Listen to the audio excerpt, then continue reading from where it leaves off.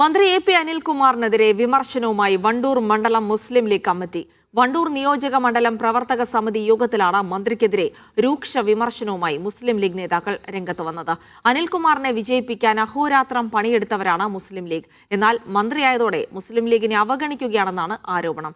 8 പഞ്ചായത്തിൽ നിന്നുള്ള പ്രതിനിധികളും മന്ത്രിക്കെതിരെ വിമർശനമുന്നയിച്ചു.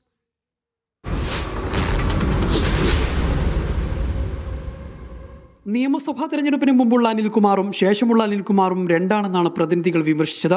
മുസ്ലിം ലീഗിന് ഏറെ സ്വാധീനമുള്ള വണ്ടൂർ നിയോജക മണ്ഡലത്തിൽ മുസ്ലിം ലീഗ് മണ്ഡലം കമ്മിറ്റിയോടോ പഞ്ചായത്ത് കമ്മിറ്റികളോടോ കൂടിയാലോചനയില്ലാതെ തന്നിഷ്ടപ്രകാരം കാര്യങ്ങൾ നടത്തുന്നതെന്നാണ് യോഗത്തിൽ ഉയർന്ന ആരോപണം.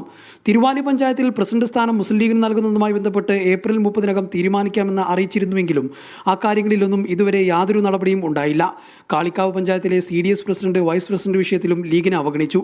പല സ്ഥാപനങ്ങളിലും താൽക്കാലിക ജീവനക്കാരെ നിയമിക്കുന്നതിലും മന്ത്രി നേരിട്ട് ലിസ്റ്റ് നൽകുകയാണെന്നും ലീഗിനെ അവഗണിച്ച് മുന്നോട്ടു പോകുന്ന സമീപനം അംഗീകരിക്കാനാകില്ലെന്നും ലീഗ് നേതാക്കൾ വിമർശിച്ചു. മണ്ഡലത്തിലെ 8 പഞ്ചായത്തുകളിൽ നിന്നുള്ള പ്രസിഡന്റുമാർ, സെക്രട്ടറിമാർ, നിയോജക മണ്ഡലം ഭാരവാഹികൾ, പോഷക സംഘടനാ ഭാരവാഹികൾ എന്നിവരാണ് യോഗത്തിൽ പങ്കെടുത്തത്.